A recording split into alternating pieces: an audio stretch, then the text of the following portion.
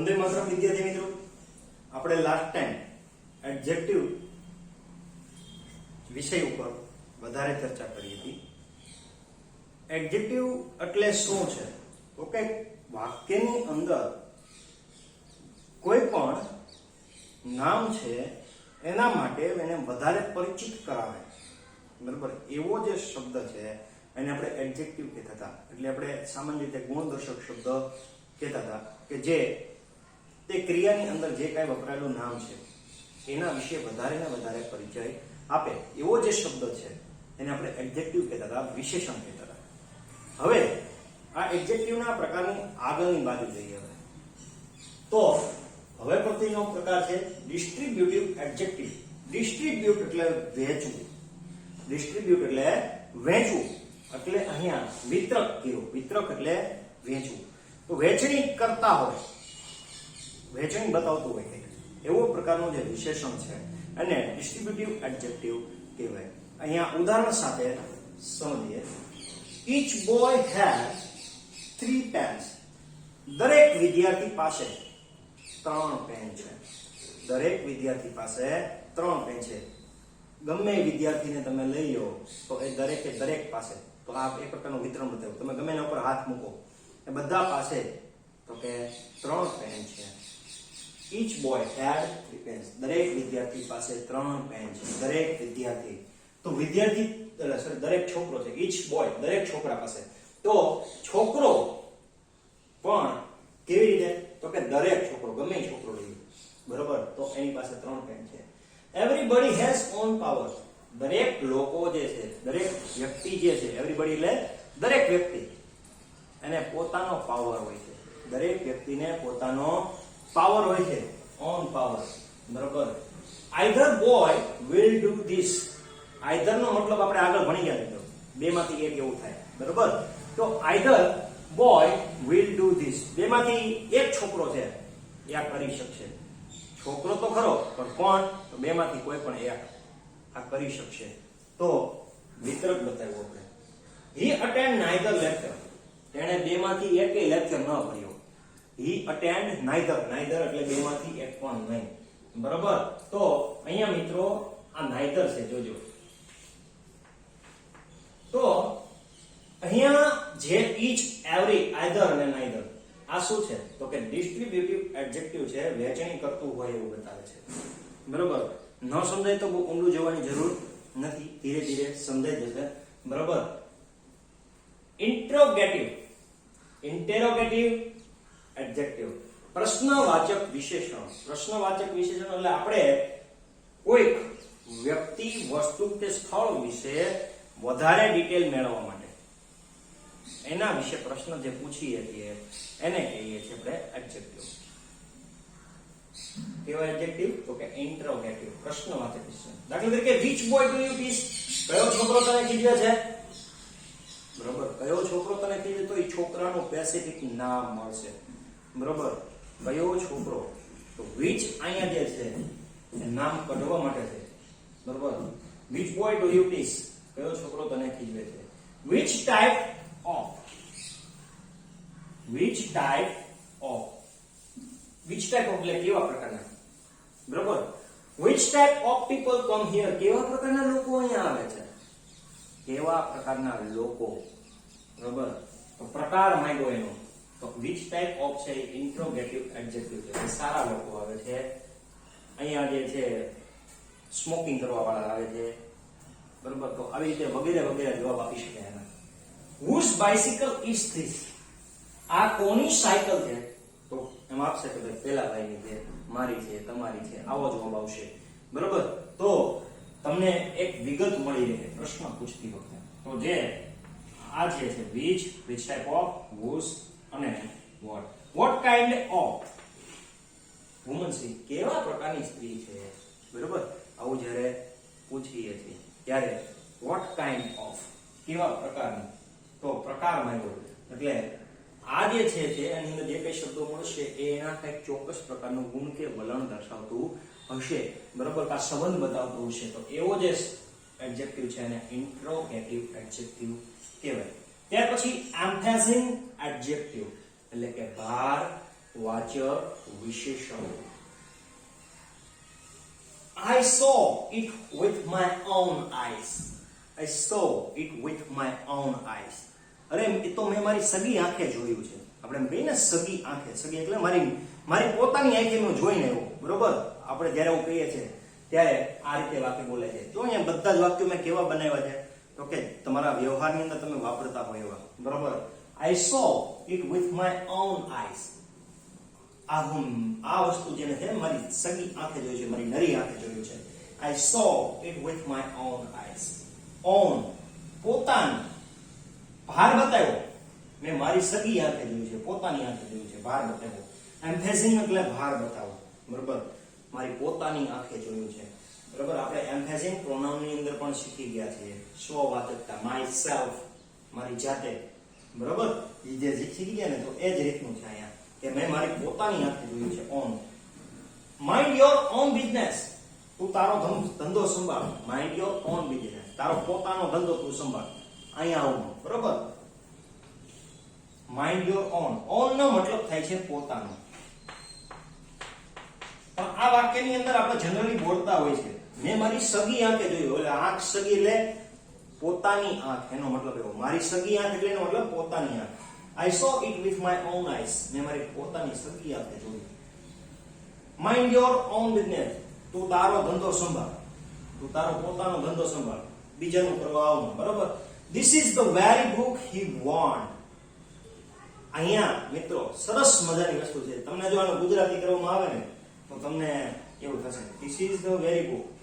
This આ છે the very એટલે ઘણું અને book. તમે એવું જ વિચારશો. મિત્રો વેરી છે ને એ કરામત વાળી વસ્તુ છે. બરોબર? અહીંયા તમને વસ્તુ શીખવા મળશે જનરલ નોલેજની બાબતમાં. બરોબર? This is the very book. અહીંયા એનો મતલબ એવો થાય આ એ બુક છે કે જે તેને જોઈતી હતી. કોઈ વ્યક્તિ છે એને બુક ગોતતો તો નહોતી મળતી અને પાના એનો મિત્ર હોય છે એ જોવે છે તે જોવે છે એટલે આ એ બુક છે ઓલા જોતી હતી. બરોબર? તો this is the very book. આ એ બુક છે જે એને જોતી હતી. બરોબર? પેલાને જોતી હતી. બરોબર? he want. અહીંયા એ જ આ એ જ બુક છે. અહીંયા વેરી નો મતલબ શું થશે? The very. એ આખું ભેગું રહેશે. બરોબર? એનો ધ વેરી નો મતલબ શું થશે? તો જોજો અહીંયા આર્ટિકલ ધ વપરાનો છે મિત્રો.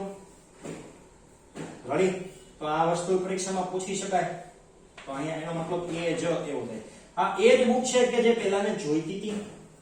This is the very man who insulted her. આ એ જ માણસ છે કે જેણે પેલીનું ઇન્સલ્ટ કર્યું. who insulted her. બરોબર? આ એ જ માણસ છે કે જેણે પેલીનું ઇન્સલ્ટ કર્યું હતું, અપમાન કર્યું હતું, પેલી છોકરીનું અપમાન કર્યું હતું. her નો મતલબ છે છોકરી છે. બરોબર? This is the very man. આ એ જ માણસ છે. This is the very man. આ એ જ માણસ છે who insulted her કે જેણે પેલી છોકરીને અપમાનિત કરી હતી. બરોબર? અહીં હર છે એનો મતલબ કે છોકરી હશે. કોણ છે એ ખબર નથી. બરોબર? એની એજ શું છે એ ખબર નથી. This is the very man who insulted her. આ એ છોકરી છે કે જેણે પોતાને આ એ માણસ છે કે જેણે પેલી છોકરીને ઇન્સલ્ટેડ કરી હતી. બરોબર? અપમાનિત કરી હતી. હવે આવે છે એક્સક્લેમેટરી એડજેક્ટિવ. ઉદ્ગારવાચક વિશેષણ. ઉદ્ગારવાચક વિશેષણની અંદર પહેલું છે મિત્રો મેન, વોટ. બરોબર? અને બીજું છે હાવ. આપણે વોટ અને હાવ થી પ્રશ્નો શીખી ગયા છીએ. બરોબર? કે વોટ એટલે શું થાય ને હાવ એટલે કેવી રીતે થાય અથવા કેવું થાય. બરોબર? આપણે વોટ ઇઝ ધીસ એમ પૂછીએ તો આ શું છે એવું વાક્ય થયું. વોટ ઇઝ ધીસ, આ શું છે એવું વાક્ય થયું. નોર્મલી વોટ ઇઝ ધીસ, આ શું છે આવું વાક્ય થયું. આનું આ જ વાક્યને હું બોલું વોટ ઇઝ ધીસ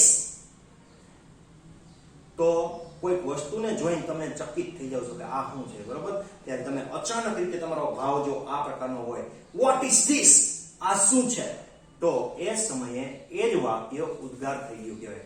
મિત્રો બોલતી વખતે જ ખબર પડે. જો આ વાક્યને ખાલી એનું નોર્મલી લખી દીધું હોય તો તમે એમ જ કહો કે વોટ ઇઝ ધીસ એટલે અહીંયા ક્વેશ્ચન માર્ક આવે ને અહીંયા ઉદ્ગાર ચિહ્ન ન આવે.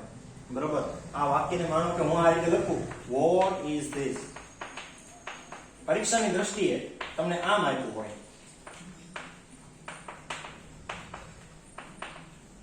અને આમ આપ્યું હોય તો બે સાચું જ છે મિત્રો. બે સાચું જ કહેવાય. શું કામ? કારણ કે બોલતી વખતે આ જે છે પ્રશ્ન વોટ ઇઝ ધીસ, આ શું છે, બરોબર, આ નોર્મલી પૂછ્યું. પણ કઈક ઘટના બની ગઈ છે, તમે ઈચ્છતા નહોતા બની ગઈ છે, અને એવા વખતે તમે આવી જાવ, તમે પહોંચો છો અને તમને જોઈને ચકિત થઈ જાવ કે આ શું થઈ ગયું, બરોબર. વોટ ઇઝ ધીસ, બરોબર. તો એવા એ જે છે અચાનક નીકળતો જોરથી અંદર જોશાથી નીકળી જાય છે ભાવ, બરોબર, એ તમારે કાઢવો નથી પણ નીકળી જાય છે અચાનક. તો એવા જે વાક્યો છે એને એક્સક્લેમેટરી, એની અંદર જે વપરાય છે એક્સક્લેમેટરી એડજેક્ટિવ વપરાય છે, બરોબર. ઉદ્ગારવાચક વિશેષણ કહેવાય. એની અંદર વોટ નો પ્રયોગ થાય અને એક બીજું છે હાઉ, બરોબર. હાઉ સેડ, કેટલું દુઃખદ, બરાબર, કેટલું દુઃખદ. એ સેડ છે એ પણ એડજેક્ટિવ નો ભાવ છે, પણ હાઉ સેડ, કેટલું દુઃખદ, બરાબર. તો એ પ્રકારના જે વાક્ય છે ઉદ્ગારવાચક વિશેષણ એની અંદર જે વપરાય છે વોટ અને હાઉ. વોટ એન આઈડિયા, શું સરસ મજાનો વિચાર છે. વોટ એન આઈડિયા, કેવો મસ્ત વિચાર, બરાબર. વોટ અ મેનેજમેન્ટ, શું મેનેજમેન્ટ છે, બરાબર. હાઉ પરફેક્ટ ઇટ ઇઝ, અરે કેટલું પરફેક્ટ છે, બરાબર, કેટલું પરફેક્ટ છે, એ કેટલું પરફેક્ટ છે. તો અહીંયા જે છે બતાવ્યું એ એક્સક્લેમેટરી એડજેક્ટિવ્સ છે, બરાબર. ઉદ્ગારવાચક વિશેષણ છે એ વાતચીત દરમિયાન અચાનક રીતે નીકળી જતા આપણા હાવભાવ જે છે એની અંદર આ વ્યક્ત થાય છે, બરાબર.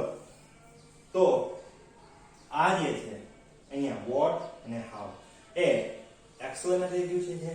અહીંયા ધ્યાનમાં જોઈએ તો ડિસ્ટ્રીબ્યુટ એડજેક્ટિવ ની અંદર ઈચ, એવરી, આઈધર અને નાઈધર, આ ચાર વસ્તુનો સમાવેશ થાય. ઇન્ટ્રોગેટિવ એડજેક્ટિવ માં which type of, whose, what kind of, બરાબર, આ એડજેક્ટિવ નો સમાવેશ થાય. અને એક્સક્લેમેટરી એડજેક્ટિવ છે એની અંદર what અને how. હવે મિત્રો એવા જ કેટલાક એડજેક્ટિવ જે છે જેને આપણે કમ્પાઉન્ડ એડજેક્ટિવ કહીએ છીએ, જેને સંયોજિત વિશેષણ કહેવાય છે, બરાબર. અત્યાર સુધીના આપણે જે કંઈ ટોપિક શીખ્યા અને હજી આગળ જે કંઈ શીખવાના છે એ બેયનું કોમ્બિનેશન થાય. શું થાય? કોમ્બિનેશન. અને કંઈક નવું જ અથવા તો આખું વ્યવસ્થિત તમને મજા આવે બોલવાની, બરાબર, એવું જે વિશેષણ બને છે એ છે કમ્પાઉન્ડ એડજેક્ટિવ, બરાબર. હી is narrow minded,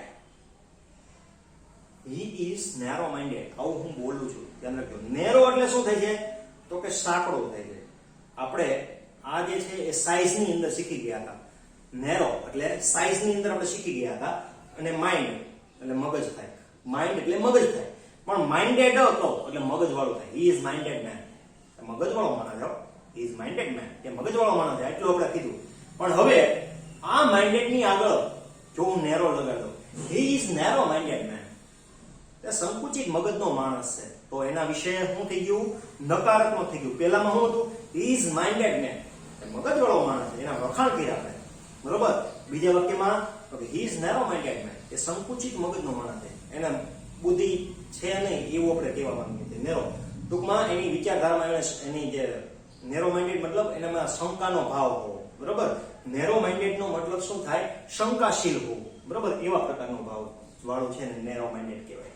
he is narrow minded, તે સંકુચિત મગજનો માણસ છે. Short headed, he has short headed, short head, બરોબર, person, he has short head person, બરોબર, તે ટૂંકા વાળ વાળો માણસ છે. હેર એટલે વાળ છે, અને હેર એટલે વાળ વાળો થઈ ગયું, અને શોર્ટ એટલે સાઇઝ બતાવી. તો જો મિત્રો અહીંયા પેલું એડજેક્ટિવ છે અને બીજું જે છે એ V3 છે, ક્રિયાપદનું ત્રીજા નંબરનું રૂપ, જેને પાસ્ટ પાર્ટિસિપલ કહેવાય. એટલે મેં એડજેક્ટિવ ને પ્લસ V3 લીધું છે. બીજું વેલ બિહેવ, વેલ એટલે સારી રીતે, બરાબર. બિહેવ એટલે વર્તે તેવું, એમાં પણ ઈડી લાગેલું છે. વેલ એજ્યુકેટેડ, સારી રીતે ભણેલું, બરાબર. અહીંયા મિત્રો પેલું છે ને એડવર્બ છે. હવે એડવર્બ શું કહેવાય એ પહેલા પરિચય આપી દો પાછો. તો એડવર્બ એટલે કોઈ ક્રિયા થાય છે, બરાબર, અને એના વિશે તમારે વધારે પરિચય આપવો છે. અત્યારે આપણું જે ચેપ્ટર ચાલે છે એ એડજેક્ટિવ છે. એ શેના વિશે પરિચય આપે? તો વાક્યની અંદર જે કાંઈ નામ આપે છે એના વિશે વધારે પરિચય આપે તો એને આપણે એડજેક્ટિવ કહીએ છીએ, બરાબર. ધીસ ઇઝ હોટ બન, આ ગરમ પાઉં છે, બરાબર. હોટ બન પાઉં છે એના વિશે આપણે ગરમ શબ્દ વાપર્યો. પણ આપણે અહીંયા કહીએ વેલ, બરોબર, હી પ્રિપેર વેરી વેલ, તે સરસ રીતે તૈયારી કરે છે. હી પ્રિપેર વેરી વેલ, તે સરસ રીતે તૈયારી કરે છે. જો અહીંયા તૈયારી કરવા માટે વખાણ કર્યા, તો ક્રિયાપદ માટે જ્યારે હું વખાણ કરું છું ત્યારે એ શબ્દને એડજેક્ટિવ કહેવાય. વેલ બિહેવ, સારી રીતે વર્તે તેવું, વર્તવું ખરા અને તેવું તો કે વેલ, સરસ રીતે. તો સરસ બિહેવ એટલે વર્તવું, વર્તેલું થાય, એટલે એ છે એ વિતરી છે, પણ જ્યારે એની આગળ એડવર્બ લાગી ગયો, વેલ બિહેવ, સારી રીતે વર્તે એવું, વેલ એજ્યુકેટેડ, સારું એવું ભણેલું, બરોબર, તો એ છે કમ્પાઉન્ડ એડજેક્ટિવ છે. હવે મિત્રો આગળ જોઈએ. સન બેક્ડ, ચાઇલ્ડ વોન્ટેડ, બરોબર, ચાઇલ્ડ વોન્ટેડ, સન બેક્ડ અને ચાઇલ્ડ વોન્ટેડ. Noun plus વિથરી. અહીંયા જે પહેલું નામ આપ્યું છે સન એટલે સૂર્ય થાય, ચાઇલ્ડ એટલે બાળક થાય, એ નાઉન છે, અને બેક્ડ અને વોન્ટેડ એની પાછળ ઈડી પ્રત્યય છે, ક્રિયાપદનું ત્રીજા નંબરનું રૂપ પાસ્ટ પાર્ટિસિપલ કહેવાય છે. ને સન બેક્ડ, સૂર્યમાં રાંધેલું, જો તમે ખોરાક છે, we should eat sun baked food, આપણે સૂર્યમાં ના પ્રકાશમાં જે રાંધેલો ખોરાક છે એ ખાવો જોઈએ, સૂર્યપ્રકાશમાં રાંધેલો ખોરાક, બરાબર, સન બેક્ડ. તો આ શબ્દોમાં સૂર્યપ્રકાશમાં રાંધેલો આટલું આખું બોલવા કરતા સન બેક્ડ બોલો એટલે એની અંદર બધું જ સમાવેશ થઈ ગયા, બરાબર. તો સન બેક્ડ એટલે સૂર્યપ્રકાશમાં રાંધેલું. ચાઇલ્ડ વોન્ટેડ, બાળકને જોઈતું, બરાબર, બાળકને જોઈતું, તો ચાઇલ્ડ વોન્ટેડ. ત્યાર પછી જોઈએ મિત્રો નાઉન પ્લસ બિફોર. બિફોર એટલે આઈએનજી વાળું રૂપ, જેને પ્રેઝન્ટ પાર્ટિસિપલ કહેવાય, ક્રિયાપદનું વર્તમાન કૃદંત, બરાબર, આઈએનજી વાળું. શેરિંગ એટલે બચાવતું થાય, બ્રેકિંગ એટલે તોડી નાખે એવું થાય, તોડી નાખતું, બરાબર. તો ટાઈમ સેવિંગ, સમય બચાવતું, સમય બચાવતું, અને રેકોર્ડ બ્રેકિંગ એટલે રેકોર્ડ તોડી નાખે તેવું. લોંગ લાસ્ટિંગ શબ્દ સાંભળ્યા છે, બરાબર, કે ભાઈ my shoes is long lasting, મારા શૂઝ લાંબો સમય ચાલે તેવા છે, બરાબર. This shoes is long lasting, આ શૂઝ છે, દુકાનવાળા તમે કહો કે this shoes is long lasting, આ શૂઝ છે લાંબો સમય ચાલે તેવા છે. લોંગ લાસ્ટિંગ, લાંબો સમય ટકી શકે તેવું, બરાબર. અને far reaching, he is far reaching man, તે દૂર પહોંચેલો માણસ છે, આપણે કહીએ કે ભાઈ હજી આગળ જાય છે અને એ પહોંચેલો માણસ છે. ફાર રીચિંગ, ફાર રીચિંગ એટલે આગળ પહોંચેલો, બરાબર. નેવર એન્ડિંગ, અહીંયા જોજો લોંગ અને ફાર એ આપણે એડજેક્ટિવ ની અંદર ભણી ગયા છીએ મિત્રો. લોંગ એટલે લાંબુ થાય, ફાર એટલે દૂર થાય, બરોબર, અને એની સાથે બિફોર લાગે છે આઈએનજી વાળું, તો શબ્દનો મતલબ આખો ફરી જાય છે. લોંગ એટલે લાંબુ થાય, લાસ્ટિંગ એટલે છેલ્લું થાય, બરોબર, અંત થાય. લોંગ લાસ્ટિંગ નો મતલબ જો શું થઈ ગયો, ફરી ગયો, લાંબો સુધી ટકી શકે તેવું, બરોબર. નેવર એન્ડિંગ, નેવર એટલે ક્યારેય નહીં, અને એન્ડિંગ એટલે ખતમ થાય એવું, બરોબર, ક્યારેય ન ખતમ થાય એવું, નેવર એન્ડિંગ.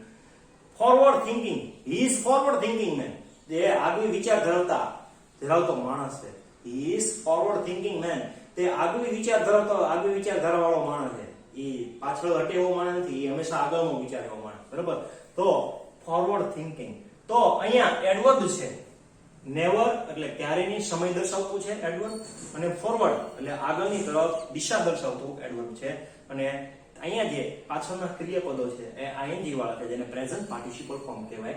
નેવર એન્ડિંગ, ક્યારે ખતમ ન થાય એવું, ફોરવર્ડ થિંકિંગ એટલે આગવી વિચારધારા વાળું. પછી છે નાઉન પ્લસ એડજેક્ટિવ, એટલે વર્લ્ડ અને સુગર એ બે નાઉન છે, પાછળ ફેમસ એટલે પ્રખ્યાત છે, ને ફ્રી એટલે મુક્ત આઝાદ છે, તો એ એડજેક્ટિવ છે. તો આ બેયનું શું થાય? વર્લ્ડ ફેમસ, વિશ્વ પ્રખ્યાત, બરાબર, વિશ્વમાં પ્રખ્યાત. અહીંયા માં એટલે ઈન આપણે લગાડતા નથી, બે વચ્ચે ડેશ આવી જાય છે, બરાબર, અને હાઇફન કહેવાય. શું કહેવાય? હાઇફન. બે પ્રકારના ડેશ આવે મિત્રો, એક લાંબો આવે અને એક જરીકો આવે, બરાબર. તો એ આપણે આગળ શીખીશું, હજી આપણે છેલ્લે લાસ્ટમાં ચેપ્ટર આવશે ત્યારે, બરાબર.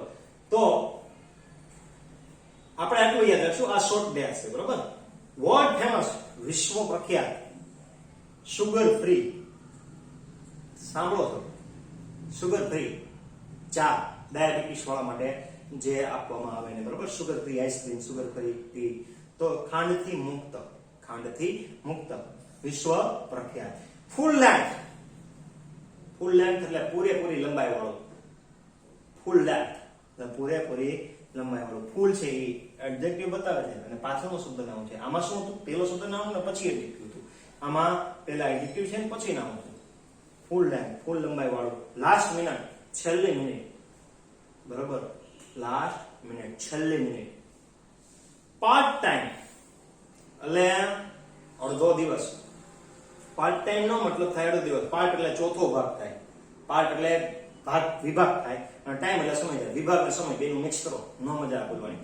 પાર્ટ ટાઈમ નો મતલબ શું થઈ જાય છે, અડધો દિવસ. બુલેટ પ્રૂફ, બુલેટ એટલે ગોળી થાય, પ્રૂફ એટલે સાબિતી થાય. હવે ગોળી સાબિતી ભેગું કરો નહીં થાય. બુલેટ પ્રૂફ એટલે કેવું થાય છે, બુલેટ એટલે કે ગોળી એને ભેદી ન શકે તેવું, એટલે એને બુલેટ પ્રૂફ કહીએ છીએ. બે નાઉન શબ્દનો પ્રયોગ છે એ અહીંયા થતા એ આખો એનો મતલબ થઈ જાય. ફેટ ફ્રી ફેટ એટલે ચરબી થાય, ફ્રી એટલે મુક્ત થાય, બરોબર.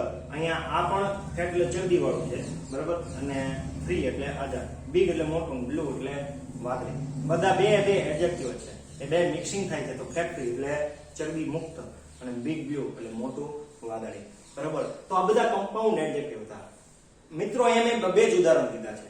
આ સિવાયના વધારાના ઉદાહરણ તમને પીડીએફ ફાઇલની અંદર મળશે, બરાબર. હવે અને એમાં કેટલાકના ગુજરાતી મેં બતાવેલા નથી, તો એ ગુજરાતી ગોતવાની જે જવાબદારી છે એ મિત્રો તમારી છે, બરોબર છે. તો આ જે છે કમ્પાઉન્ડ એડજેક્ટિવ આપણે શીખ્યા કે જે ની અંદર આ રીતે અલગ અલગ પદો ભેગા થઈ અને એક સંયોજિત વિશેષણો બને છે, બરોબર. હવે આપણે છેલ્લું જોઈએ પોઝેસિવ એડજેક્ટિવ, જેને આપણે રિલેટિવ પ્રોનાઉન તરીકે આ વસ્તુ ભણી ગયા હતા. My, our, your, his, her, its, their. દાખલા તરીકે આપણે એમ કહીએ કે this is my pen, this is my pen. આ મારી પેન છે, મારી પેન. તો પેન વિશે તમે વાત કરી, કોની છે, મારી. વ્યક્તિ સાથેનો સંબંધ બતાવ્યો. આ પેન કોની છે, કોની પૂછે, કોનીથી પ્રશ્ન પૂછ્યું, કોની પેન, હુઝ પેન. તો જો આઈ હુઝ ઇન્ટ્રોગેટિવ માં આપણે આપ્યું, તો એ જ અહીંયા માય એટલે શું છે, તો કે રિલેટિવ પ્રોનાઉન છે, પોઝેસિવ એડજેક્ટિવ છે, બરોબર. આ વસ્તુ આપણે આગળ જોઈ ગયા હતા. એક પ્રકારનો એડજેક્ટિવ જ છે રિલેટિવ પ્રોનાઉન એટલે પોઝેસિવ એડજેક્ટિવ, બીજું કંઈ જ નહીં. આ ટોપિક ભણી ગયા હતા. મિત્રો અહીંયા ઘણા ટોપિક એવા હોય છે કે એકબીજાની સાથે મર્જ થતા હોય છે, પરંતુ એની પાછળ કંઈક ચોક્કસ હેતુ હોય છે. એ વ્યાખ્યાને જો અનુસરશો ને તમે, તો તમને સમજાઈ જશે કે આ ટોપિક આમાં ભણ્યા હતા અને આ ટોપિક આમાં ભણ્યા હતા, બરોબર. પ્રોનાઉનમાં પણ આ જ વસ્તુ આવી હતી, એડજેક્ટિવની અંદર આ વસ્તુ આવી, બે વચ્ચેનો ભેદ શું, તો એમાં ભેદ કશો હોતો નથી લાંબો, બરોબર. પણ એ વ્યાખ્યા અનુસાર એ વસ્તુને સમજવાનો પ્રયત્ન તમારે કરવાનો છે, બરોબર. કે ભાઈ આને આવું શા માટે કહેવાય છે, તો એ વ્યાખ્યા પ્રમાણે જો એનું વલણ સમજશો તો તમને ઓટોમેટિક સમજાઈ જશે. તો અહીંયા એડજેક્ટિવના આપણે પ્રકાર પૂરા કર્યા. હવે એડજેક્ટિવ કઈ રીતે બને છે, બરોબર. કેટલાક પ્રત્યયો એવા છે કે જે ચોક્કસ શબ્દની પાછળ જો લાગી જાય ને તો એડજેક્ટિવ બનતા હોય છે. એના વિશે આપણે નેક્સ્ટ લેક્ચરની અંદર અભ્યાસ કરીશું, બરોબર. અને એના માટે તમે બધા તૈયાર રહેશો. હવે આપણો એડજેક્ટિવ ટોપિક છે અહીંયા આટલી લગી રાખીએ છીએ. નેક્સ્ટ ટાઈમ આપણે પ્રત્યયો ઉપર જઈશું અને બીજી વધારાની વિગતો આપણે જોઈશું. તો ફરી આપણે મળીએ. જય હિન્દ, જય ભારત. આની હું તમને પીડીએફ મોકલીશ, જે પ્રમાણે પીડીએફ મોકલું એ પ્રમાણે લખી લેવાની થશે. જય હિન્દ, જય ભારત.